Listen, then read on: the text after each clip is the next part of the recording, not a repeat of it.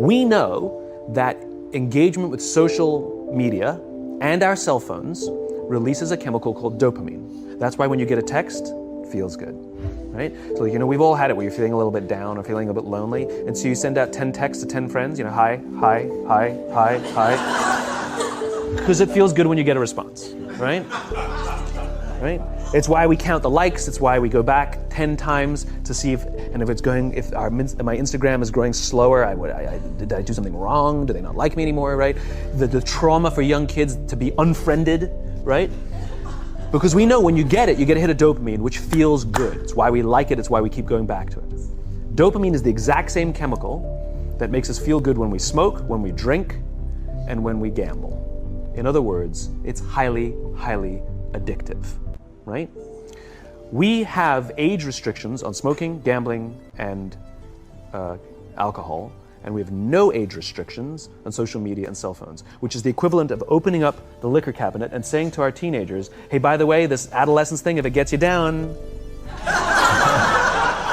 But that's basically what's happening. That's basically what's happening, right? That's basically what happened. You have an entire generation that has access to an addictive, numbing chemical called dopamine through social media and cell phones as they're going through the high stress of adolescence. Why is this important? Almost every alcoholic discovered alcohol when they were teenagers. When we're very, very young, the only approval we need is the approval of our parents. And as we go through adolescence, we make this transition where we now need the approval of our peers.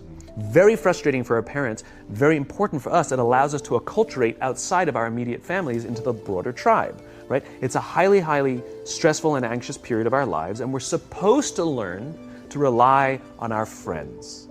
Some people, quite by accident, discover alcohol and numbing effects of dopamine to help them cope with the stresses and anxieties of adolescence.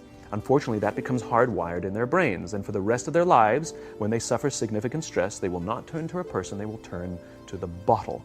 Social stress, financial stress, career stress, that's pretty much the primary reasons why an alcoholic drinks. Right? What's happening is because we're allowing unfettered access to these dopamine-producing devices and media, basically it's becoming hardwired, and what we're seeing is as they grow older, too many kids don't know how to form deep, meaningful relationships. Their words, not mine. They will admit that many of their friendships are superficial. They will admit that their friends, that they don't count on their friends, they don't rely on their friends, they have fun with their friends, but they also know that their friends will cancel on them if something better comes along. Deep, meaningful relationships are not there because they never practice the skill set, and worse, they don't have the coping mechanisms to deal with stress. So when significant stress starts to show up in their lives, they're not turning to a person, they're turning to a device, they're turning to social media, they're turning to these things which offer temporary relief. We know, the science is clear, we know that people who spend more time on Facebook suffer higher rates of depression than people who spend less time on Facebook. Right? These things balanced. Alcohol is not bad, too much alcohol is bad. Gambling is fun, too much gambling is dangerous. Right? There's nothing wrong with social media and cell phones. It's the imbalance. Right? If you're sitting at dinner with your friends and you're texting somebody who's not there, that's a problem. That's an addiction. If you're sitting in a meeting with people you're supposed to be listening to and speaking, and you put your phone on the table, face up or face down, I don't care, that sends a subconscious message to the room that you're just not that important to me right now, right? That's what happens. And the fact that you cannot put it away is because you are addicted, right? If you wake up and you check your phone before you say good morning to your girlfriend, boyfriend, or spouse, you have an addiction. And like all addiction, in time, it'll destroy relationships, it'll cost time, and it'll cost money, and it'll make your life worse, right? So you have a generation growing up with lower self-esteem that doesn't have the coping mechanisms to deal with stress. There should be no cell phones in conference rooms. None. Zero. And I don't mean the kind of like sitting outside waiting to text. I mean like when you're sitting and waiting for a meeting to start, this is what we all do. We all sit here and wait for the meeting to start. Meeting starting? Okay. And we start the meeting. No, that's not how relationships are formed. Remember we talked about it's the little things? Relationships are formed this way. We're waiting for a meeting to start and we go, how's your dad? I heard he was in the hospital. Oh, he's really good. Thanks for asking. He's actually at home now. Oh, I'm really glad. That was really amazing. I know, it was really scary for a while. That's how you form relationships. Hey, did you ever get that report done? Oh my God, no, I didn't. I'll help you out. Can I help you out with that? Really? That's how trust forms. Trust doesn't form at an event in a day. Even bad times don't form trust immediately. It's the slow, steady consistency. And we have to create mechanisms where we allow for those little innocuous interactions to happen. But when we allow cell phones in conference rooms, we just, okay, have the meeting. And then my favorite is like when there's a cell phone there and you go like this, you go. It rings and you go. I'm not going to answer that. Mr. Magnanimous, you know? When you're out for dinner with your friends, like I do this with my friends. When we're going out for dinner and we're leaving together, we'll leave our cell phones at home. Who are we calling? Maybe one of us will bring a phone in case we need to call an Uber or take a picture of our meal. That goes without saying, come on.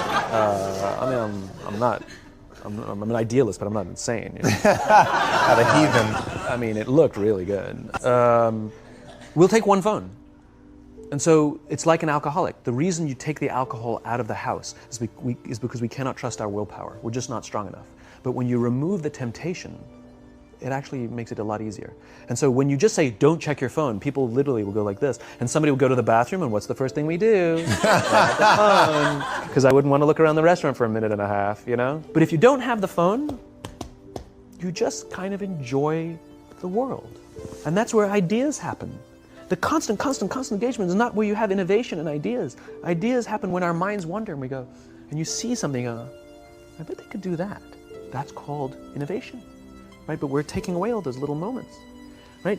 You should not, and none of us should charge our phones by our beds. We should be charging our phones in the living rooms, right? Remove the temptation. You wake up in the middle of the night because you can't sleep, you won't check your phone, which makes it worse. But if it's in the living room, it's relaxed, it's fine. But it's my alarm clock. Buy an alarm clock. They cost $8, right? I'll buy you an alarm. Right? But the point is we now, in industry, whether we like it or not, we don't get a choice. We now have a responsibility to make up the shortfall and to help this amazing, idealistic, fantastic generation build their confidence, learn patience, learn the social skills, find a better balance between life and technology. Because, quite frankly, it's the right thing to do.